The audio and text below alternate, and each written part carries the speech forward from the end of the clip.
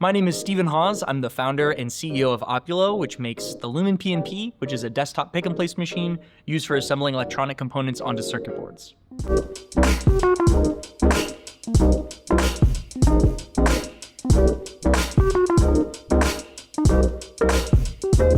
I came to Pittsburgh because I was at an event in New York City called Maker Faire, which is like, it's like a big science fair for people that build cool stuff in their garage. And I was there and I had actually built a wrist-mounted flamethrower. And I was at this event and they had to make a big pen for me and like I had the flame, it was great, it was a lot of fun. And I was on the shuttle back to the parking lot and I was sitting next to these two guys that I had seen were at like this Netflix booth. And I was like, what do you guys do? And I was talking with them a little bit and they both were from a company called Deep Local, which is based here in the city. And they were hired by Netflix to make this, it's like a little wooden box with a red button on the top that was like very nondescript for Netflix. And you press the button and it silences your phone, dims your lights, turns on your TV, opens Netflix and orders a pizza to your house. I was like, that is so cool. So I talked with them on the bus a little bit and I think I was a sophomore in college and they were like, here's my business card, you can apply for the internship at Deep Local. And I was like, heck yeah, and it was in Pittsburgh. So I decided to apply and I was there for that summer and I was like, this is my place. This is where I want to do stuff. Like the connections that I made just at that internship were like, this is the place where I feel like I can put down roots and it's a small enough city that I feel like I can understand the space of it, where people are, what are the resources here, but also big enough that I don't feel limited by it. And that summer really set it up for me of like, this is where I want to do stuff. Yeah, so that's what originally got me into Pittsburgh. And I fell in love with the city that summer. I went to University of Connecticut. I grew up in like farm country Connecticut, and UConn was like a pretty cheap college and it had pretty good engineering programs. So I was like, this is fine, I'll go this route, it's affordable. And I did not pay attention at all in any of my classes. I did just enough to get by. There was enough people at the school that were doing interesting things that I was like, I'm way more interested in like, I signed up for a lot of grant programs. Like I got a grant to build like a prosthetic hand with an amputee my sophomore year of college. And I raised money to do that. And I built a robotic hand and like it interfaced with his muscles and stuff. And like I went down that path of like, I only focused on extracurricular projects and UConn was really good for that. The engineering program is meant to make people that kind of go into making jet engines for Pratt & Whitney, and I didn't really care about that. So I got the fancy piece of paper, but I really focused on figuring out how I wanted to build stuff and what I actually enjoyed working on at school. And then once I found the folks at Deep Local, I was like, oh, it's exactly what I want. And then after I had the internship, I'm like, and it's in the city I love too. Like this is what feels like home to me. I'm done, like there we go. And then when I graduated school, I started working there full time. They actually, after my internship, they were like, they pulled me into a room. I thought I was in trouble. It was like the last week and they were like, hey, would you consider not going back to school and just going full time like now? And I was like, my dad would kill me. I can't do that, I gotta finish school. So then after my senior year, I went back and I worked there full time. So in college, I made the flamethrower and that kind of got me into Deep Local and I was like working on my own projects and I made like a few little YouTube videos about it and they got some traction and I was like, this is cool. And it was also, what stood out to me about it was that it was a really easy way to gauge interest on something. And so while I was at Deep Local, I've always wanted to run a hardware company. Like since I was in high school, like I always wanted to run a company that built something and shipped it. I thought that was what I wanted to do.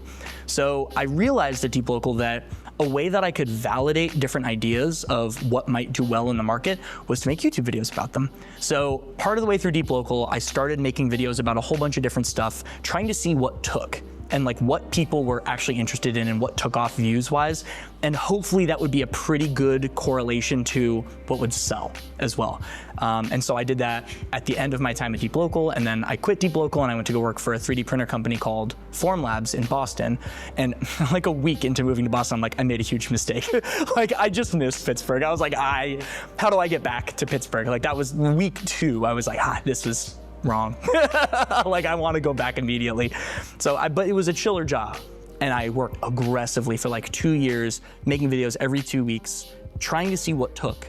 And about a year into that, I made a video about making a light up bow tie. So it was like a little bow tie that like slides over the top button of your dress shirt, and it puts out its own Wi-Fi hotspot, and you can connect it with your phone and like change the colors and the patterns of the lights. It was a lot, but it was fun. And I did a small Kickstarter for it.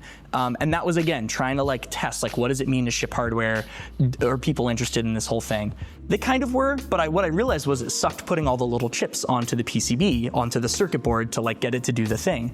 So then I started working on a pick and place machine, one of these bad boys. And these things are effectively like, they're like a 3D printer, but they're squat and wide, and they have a vacuum tip. Instead of something that like spits out plastic to make something, it picks up little parts, it holds them over a camera and aligns them really precisely, and then it places it onto a circuit board.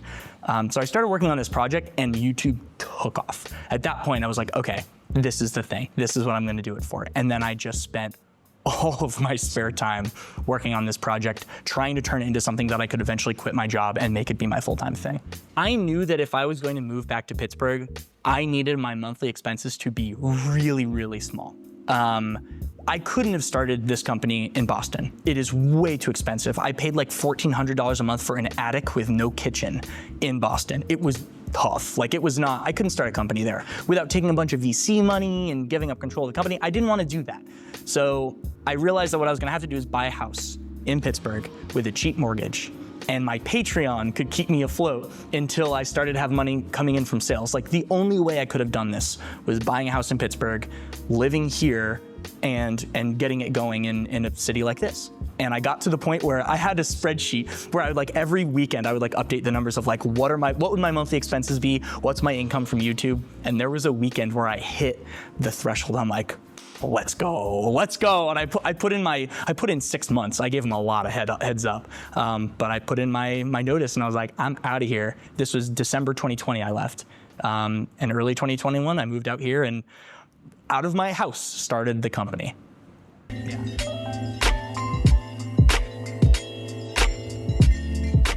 I bought a house in the West End. It was perfect for what I needed. It was a 2-story garage, so I had like tons of space I could conceivably start the company out of. I was planning on like kitting all the parts myself, shipping them all out of my house. And the house was also a duplex, so I'm like, great, if I run out of money, I could like rent out the other half. Turns out that was not something I wanted to do at all. Like, not even remotely. I was like super not interested in doing any of that. I wanted to spend my time working on getting stuff going.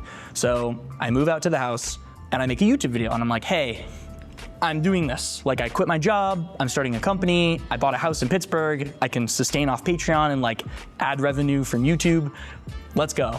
And I got a message on Patreon from one of my patrons. He had been a patron for like a year and a half or something, and he's like, hey, do you want to talk about an angel investment? And I responded to him like, absolutely not, please don't talk to me again. Because I didn't want anyone to influence the project. The whole project is open source, which means the design is like freely available for anyone to download and build themselves. And most investors don't really like that. They like patents and IP and stuff. And I naively just told him to pound sand because I thought that's how he was gonna be. And he responds and he's like, no, hear me out. Like, let's talk. And we get on a call and he's like, I don't care about making money on this. I just wanna see this thing exist. Can I write you a check for this? And we did it in a format that is like pretty hands-off from the investor. So I still have say on like how everything goes. And so I founded a C Corp and got the money in and doubled down.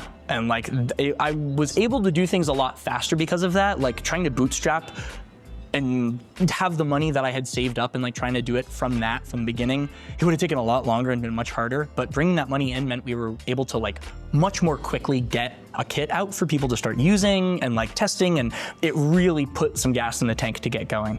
And so for a few months it was just me and then my friend Lucy. I was like, hey, quit your job, come out, you can live in my house for free, like, let's do this thing. And we've been friends from UConn for over a decade now. And she was like, give me 2 months. And she moved out and we started working out of my house for about a year. We worked out of my house. And it was not super fun. The whole point of this thing is to help people manufacture their products. I had a problem making this light up bow tie. It stunk for me. I couldn't find a good solution and I wanted to solve the problem. If I wanted to make a lot of money, I'd go be a stockbroker. Like, I was in a crazy amount of credit card debt for many, many, many years trying to start this thing. This is not the best way to make a lot of money. Like, that's not what I care about. I want enough to get by and have fun trying to solve this problem. And to the point where we do make money, it should be redirected back into continuing to try and solve the problem. It's a tricky thing. It's definitely a balance, but a lot of our decision making comes from the idea of like, the reason this place exists is to help people make stuff. And if we stray from that, we're doing something wrong. Like, we should do that. If we can afford to do it, if we can still keep our people afloat and put food on the table, that's the bare minimum. And everything else was about trying to do the mission. The whole point of this was like helping what we metaphorically say glow-tie Steven here is like, that's like an archetype of a person that might buy the machine. That is important to us to like remember them, because a lot of our customers now are big businesses, and like buying this machine is almost nothing to them in terms of cost, but it's expensive for someone like me in my Somerville apartment trying to start selling these goofy little bow ties.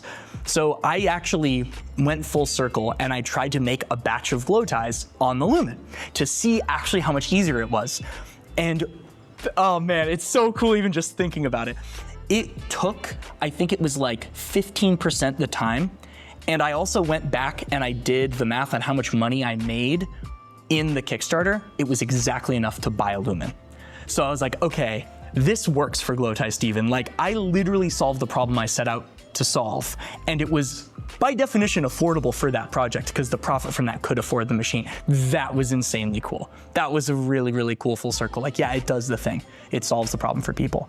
So that was huge. I decided to buy the house in Pittsburgh and start the company out here. A lot of people are like, why Pittsburgh? Like, I know you were there for your last job, but like, why are you going back? And there's a few reasons that it was pretty important to me.